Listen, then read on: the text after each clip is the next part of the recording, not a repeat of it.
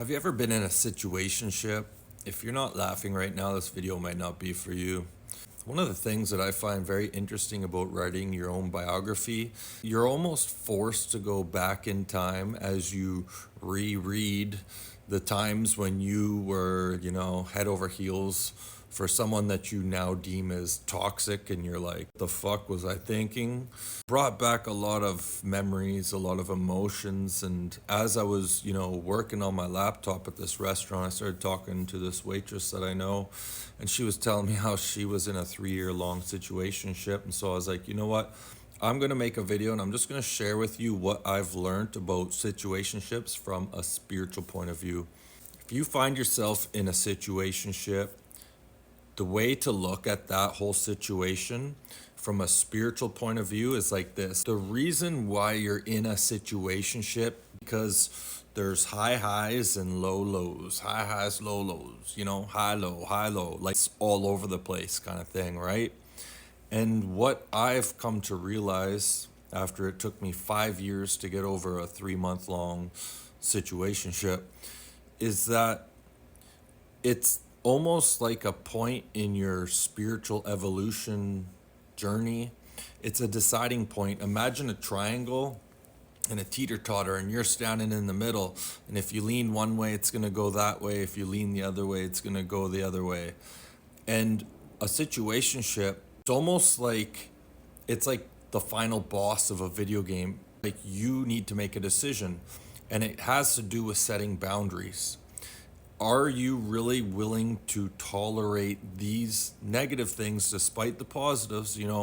For many ladies out there, from the stories I've heard in the last 5 years, just after my divorce, listening to other guys, it's like I'm hearing stories of women, staying with men that are physically abusive simply because they're rich. And I'm just like it's so much more common than I ever could have imagined. And as someone that's never physically laid a hand on a woman, and this is even after my 22-year-long relationship came to an end after I caught my wife cheating and had to sell my dream home and move in with my old man, it's an opportunity for spiritual growth.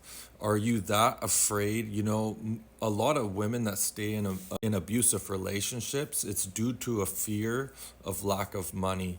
They become accustomed to a lifestyle, and they say, well, my fear of being broke or having less than where I'm at now is more terrifying than being physically abused. So you stay there hoping it's going to get better, and usually it doesn't. Decisions, is your boundary okay? Are you okay with being with a guy that has cheated on you?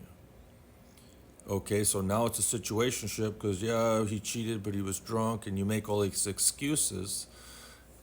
It's like, okay, well, where's your boundaries? Situationships are there for you to define your boundaries and define what you're going to accept and what you're not going to accept. And once you do that, then there'll be no more situationships, because you'll learn to love yourself so much, and you'll be like, you know what? If a motherfucker doesn't want to be with me, if they're not willing to put in the energy, effort, or willingness to, make this work, then fuck them. There's no such thing as situationships. I'm not going to put up with someone cheating. I'm not going to put up with someone that's being physically abusive, because you learn to love yourself and you set boundaries. And if someone else can't reflect that back, then see you later. I'm not judging. We all have our reasons for bending our boundaries. For me, in this situation, I appreciate beauty. I really do. In my opinion, when I evaluate my life, my incarnation, and I'm sitting on the clouds somewhere sipping an espresso martini, looking back on this life, I'm going to probably still have the same opinion that one of the most amazing things I ever laid eyes on was a woman that I find physically attractive, let's just say. Because in my opinion, a beautiful woman is like live, breathing, walking, talking art. It's like they get all put up together, and it's just like, who gives a fuck about going to Paris and seeing the Mona Lisa?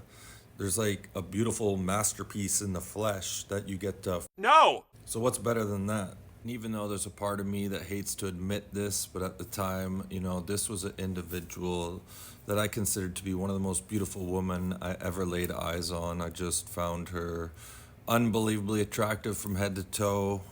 In addition to that, she had this accent that just seemed to vibrate throughout my body. I remember one time we were sitting on the couch and she didn't even have makeup on. I was just looking into her eyes. And I actually started to have an out of body experience to the point where my body started to fall off the couch. And I felt myself get snapped back into my body so I could sit up at the last second and avoid a very embarrassing situation. Learned a lot from that. Looks can be very detrimental if the individual on the inside is not a good person. You cannot be blinded by looks. More recently, I met up with this woman after we met 5 years ago, and after hanging out a few times, I realized that I had been heartbroken over someone. Let's just say, Spirit has an interesting way of relaying messages to me, but I basically found out that I'd been heartbroken over someone that was going to mansion parties in the city, getting drugged up out of their mind, and then allowing, over 10 individuals to get with her on a given night. And this was not a one time occurrence. I was like, oh, wow. And there was even worse things that I won't talk about, but this situation really made me question my selective abilities when it came to finding a romantic interest, especially when the one person that I met by accident after her that I kind of fell for put arsenic in my drink 3 days after meeting my child. The main things I realized from this situationship is that I have very little tolerance for bullshit, and I give a lot of thanks to that situation for that.